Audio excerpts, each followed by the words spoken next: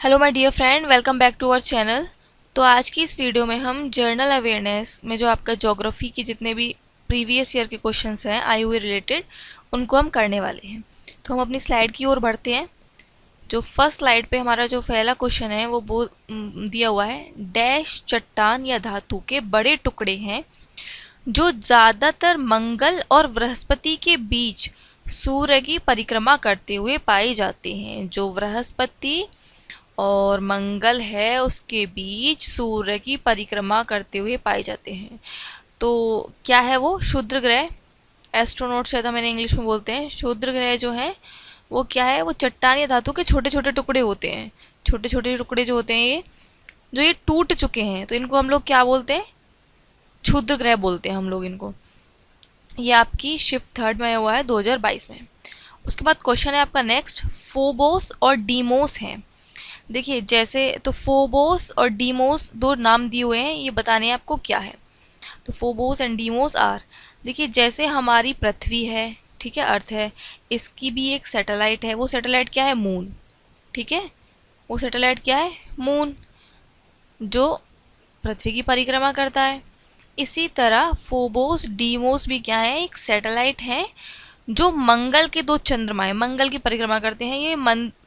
इनको हम देखो, यहाँ तो मंगल के दो चंद्रमा दिया हुआ है, और अगर मंगल के दो सैटेलाइट दिया, उपग्रह दिए गए हों, तो वो भी चल जाएगा। यहाँ पे मंगल के दो उपग्रह हैं, मून भी क्या हमारा उपग्रह है। तो मंगल के दो उपग्रह या फिर चंद्रमा, चंद्रमा बोल दीजिए, क्या है वो? फोबोस और डीमोस। ये दो बार आया हुआ है। देखिए 2022 में आया हुआ है, एक बार 2013 में आया हुआ है। उसके बाद नेक्स्ट क्वेश्चन है, सौर मंडल का सबसे गर्म ग्रह कौन सा है? तो सबसे गर्म ग्रह सौरमंडल का कौन सा है? वीनस जो है हमारा, शुक्र। Which is the hottest planet in the solar system? क्या है हमारा? वीनस। जो सौरमंडल का सबसे ग्रह है वो गर्म ग्रह कौन सा है? वीनस। शिफ्ट थर्ड में आया हुआ क्वेश्चन है ये। नेक्स्ट में बोला गया है सौरमंडल का सबसे बड़ा ग्रह। यहाँ पे सबसे बड़ा पूछ रहा है, लार्ज पूछ रहा है, यानी the largest planet of the solar system is, वो कौन सा है? जुपिटर है। जुपिटर हमारा सबसे बड़ा क्या है? ग्रह है। ये ग्रह से संबंधित क्वेश्चन दिए हुए हैं आपके, ठीक है। उसके बाद नेक्स्ट क्वेश्चन है, भारतीय मानक समय ग्रीनविच माध्य समय डैश से आगे है। देखिए जो ग्रीनविच का जो समय है, देखिए ग्रीनविच समय क्या है? लंदन, हमने एक पर्टिकुलर टाइम मान लिया है अंतर्राष्ट्रीय रूप से। तो लंदन के जो लंदन है वहाँ से जो एक रेखा निकलती है इस तरह से, तो उसको हमने पर्टिकुलर टाइम मान लिया है, ठीक है। अब हमारा जो, आई थिंक वो 23.5, पता नहीं, वो कुछ ऐसी डिग्री पर है वो। तो भारतीय मानक समय ग्रीनविच को मान लिया है, लंदन का, जो लंदन में है ग्रीनविच समय। अब ये पूछ रहा है लंदन से, अब मान लीजिए हमारा देश यहाँ पर है, तो लंदन से तो भारतीय मानक समय ग्रीनविच माध्य समय से कितना आगे है? तो हमारा समय कितना आगे है? 5 घंटे 30 मिनट आगे है, ठीक है। भारतीय मानक समय ग्रीनविच माध्य समय 5 घंटे 5 आवर 30 मिनट से आगे है, ठीक। उसके बाद नेक्स्ट क्वेश्चन है, उष्ण कटिबंध इन अक्षांश के बीच में से होता है। The tropical zone lies between these latitudes. तो 23.5 डिग्री उत्तर और 23.5 डिग्री दक्षिण जो है वो हमारा क्या है? उष्ण कटिबंधीय क्षेत्र है। 23.5 डिग्री क्या है हमारा? 23.5 डिग्री उत्तर और 23.5 डिग्री दक्षिण क्या है? उष्ण कटिबंधीय क्षेत्र है, ट्रॉपिकल जोन है। नेक्स्ट क्वेश्चन बोला गया है, इसे भारत के मानक देशांतर के रूप में माना जाता है, यानी it is known as the standard longitude of India. देशांतर यानी देखिए, एक तो देशांतर रेखाएं होती हैं, एक हमारी कैसी रेखाएं होती हैं, अभी इसमें बोला गया अक्षांश रेखाएं होती हैं। तो ये देशांतर पूछ रहा है, लॉन्गिट्यूड। तो जो हमारे 82.5 डिग्री जो पूर्व है वो क्या माना जाता है? लॉन्गिट्यूड माना जाता है। इसे भारत के मानक देशांतर के रूप में माना जाता है।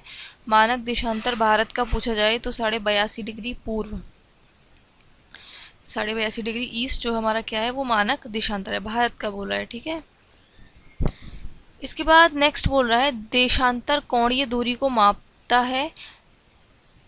जिसको पृथ्वी की सतह पर बिंदु की डिग्रियों में व्यक्त किया जाता है।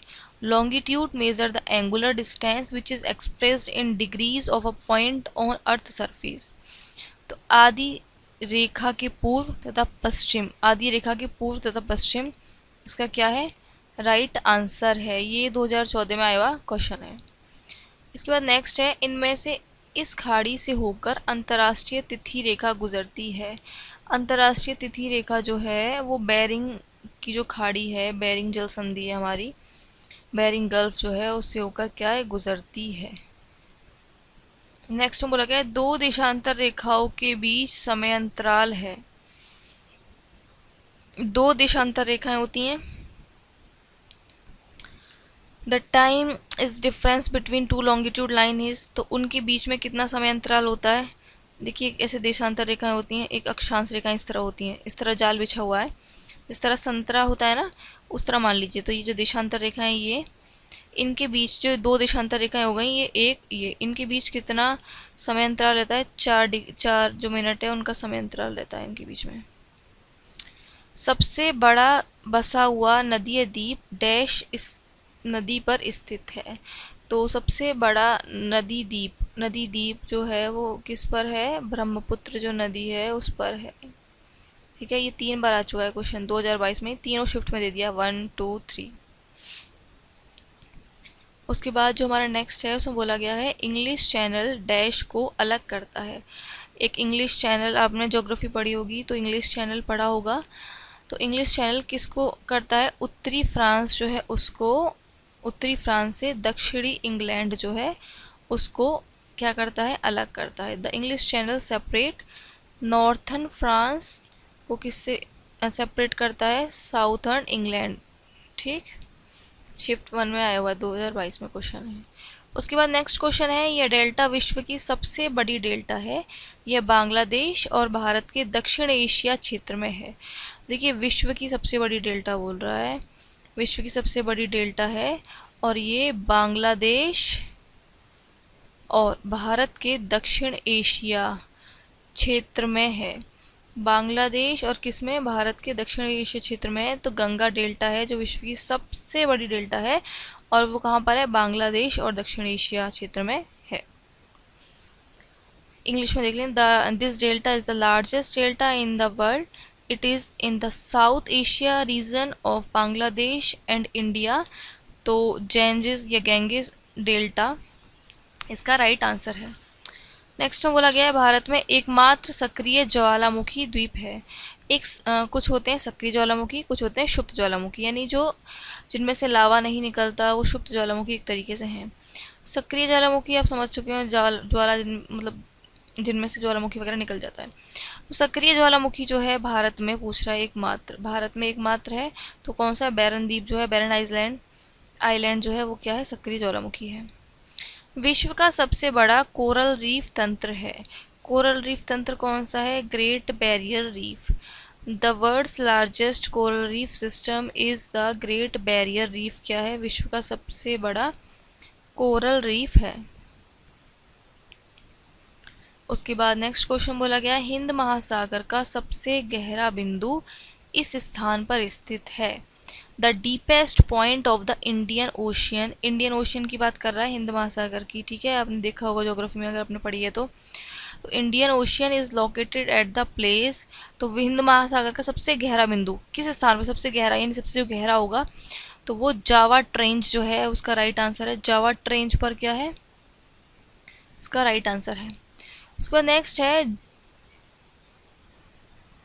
दिन में 2 बार नियम से महासागरीय जल का उठना एवं गिरना क्या कहलाता है? ये तो आपको पता ही होगा, जब हम बचपन से इस बात को पढ़ कर आ रहे हैं, आई थिंक 8 से पढ़ कर आ रहे हैं हम लोग इस चीज़ को, 7th 8 से। और अब तो ये बहुत मतलब सेकंड तो नहीं, 3rd 4th में ही देने लगे हैं इस चीज़ को। तो दिन में 2 बार नियम से महासागरीय जल का उठना और बैठना क्या कहलाता है? ज्वार भाटा कहलाता है। The rising and falling of ocean water regularly twice a day is called tides and tides कहलाता है देख लीजिएगा। ठीक, उसके बाद नेक्स्ट है, आंतरिक हिमालय की औसत ऊंचाई डैश है। जो हमारा आंतरिक हिमालय है उसकी ऊंचाई कितनी है? 6000 metre. Average height of inner Himalayas is 600 metre. इसका क्या है? राइट आंसर है 2022 में शिफ्ट 2 में आया हुआ है। नेक्स्ट क्वेश्चन है, पृथ्वी का ठोस भाग जिस पर हम रहते हैं इसे डैश कहा जाता है। जिस भाग पर हम रहते हैं पृथ्वी पे, उस भाग को क्या कहा जाता है? स्थल मंडल कहा जाता है, lithosphere. The solid part of earth on which we live is called lithosphere. It is called lithosphere कहलाता है जिस भाग पर हम रहते हैं पृथ्वी के। नेक्स्ट क्वेश्चन है, यह नदी चीन, भारत और बांग्लादेश से होकर बहती है, यानी जो चीन से भी होकर बह रही है, भारत से भी होकर बह रही है, बांग्लादेश से भी। तो कौन सी नदी है? वो ब्रह्मपुत्र नदी है। The river flow through China, India and Bangladesh is called, कौन सी है? ब्रह्मपुत्रा। ब्रह्मपुत्र नदी है जो इन तीनों देशों से होकर क्या है? गुजरती है। 2 बार आया हुआ है ये, 2019 में आया हुआ है एक बार, 2018 में आया हुआ है शिफ्ट सेकंड और फर्स्ट में। एक बार KVS में दे दिया है, एक बार NVS में दे दिया है। उसके बाद हमारा नेक्स्ट क्वेश्चन है, वायुमंडल में पाए जाने वाले नाइट्रोजन गैस के उचित प्रतिशत, appropriate percentage of nitrogen gas found in the atmosphere. तो वायुमंडल में पाए जाने वाले नाइट्रोजन गैस के उचित प्रतिशत कितना है? कितने प्रतिशत नाइट्रोजन वायुमंडल में पाई जाती है? सबसे ज़्यादा परसेंटेज जो है वो हमारे वायुमंडल में नाइट्रोजन की ही है। 78% जो क्या है हमारी नाइट्रोजन पाई जाती है वायुमंडल में। उसके बाद नेक्स्ट क्वेश्चन है, उत्तर पूर्वी तंजानिया में इस सक्रिय ज्वालामुखी में विस्फोट के असत्र लक्षण दिखाई दे रहे हैं। उत्तर पूर्वी तंजानिया में बहुत सारे ज्वालामुखी पाए जाते हैं, तो वहाँ पूछ रहा है उत्तर पूर्वी तंजानिया में सक्रिय ज्वालामुखी में विस्फोट के असत्र लक्षण दिखाई दे रहे हैं। The active volcano in northern eastern Tanzania, Tanzania की बात कर रहा है ये, is shown sign of eruption. तो mountain of God, mountain of क्या है? गॉड में पाए जा रहे हैं सक्रिय ज्वालामुखी के विस्फोट के लक्षण। ठीक है, 70 में भी दिया हुआ है ये और 2011 में भी दिया हुआ है, ये दोनों में दिया हुआ है। उसके बाद है हमारा, दुनिया की छत इसे कहा जाता है। तो the roof of the world is called, देखिए दुनिया की छत किसे कहा जाता है? जो पामीर है, पामीर का पठार जो है हमारा, जो कहाँ है? जो लगभग भारत के, आई थिंक इधर ये है, ये भारत हमारा,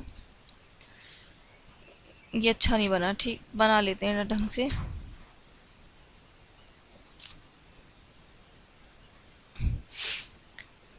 तो ये हमारा भारत जो है लगभग इधर जो है, इधर हमारा पामीर का पठार है, इधर चाइना है, इधर पामीर का पठार जो है वो सबसे ऊंचा पामीर का पठार क्या है माना जाता है। बहुत है इतना ही, ठीक है ना। अब नेक्स्ट है, वह जमा राशि जो अंडों की टोकरी स्थलाकृति का निर्माण करती है। The deposits that form the egg bucket topography are drumlin, जो है वह जमा राशि जो अंडों की टोकरी की स्थलाकृति का निर्माण करती है, ड्रमलीन करती है। इसका राइट आंसर है 2018 में वह क्वेश्चन है। उसके बाद है, हिमोड निर्मित होते हैं ग्लेशियर में। कहाँ होते हैं निर्मित? ये ग्लेशियर में। विश्व की सबसे पुरानी और साफ पानी की सबसे गहरी झील है। The oldest and deepest lake of clear water in the world is, यानी जो साफ पानी है और सबसे गहरी झील है तो वो कौन सी झील है? बैकाल झील जो है क्या है हमारी?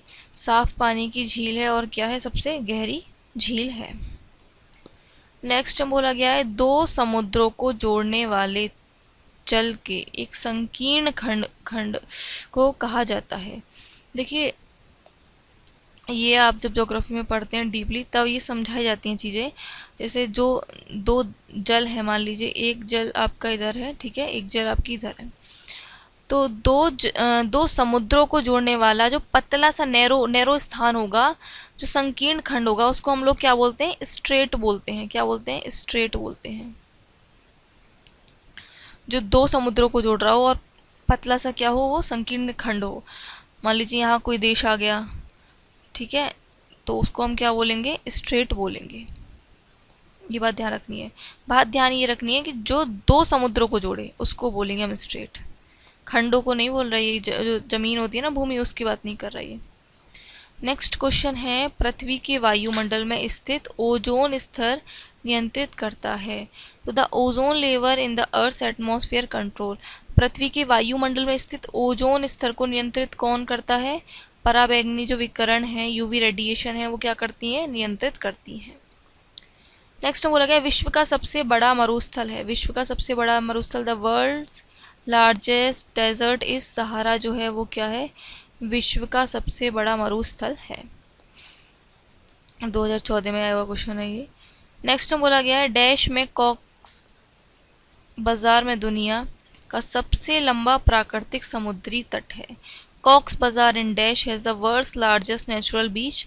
तो बांग्लादेश इसका राइट आंसर है, यानी बांग्लादेश में कॉक्स बाजार में दुनिया का सबसे लंबा प्राकृतिक समुद्री तट है। समुद्री तट लंबा सबसे और प्राकृतिक कहाँ पर है?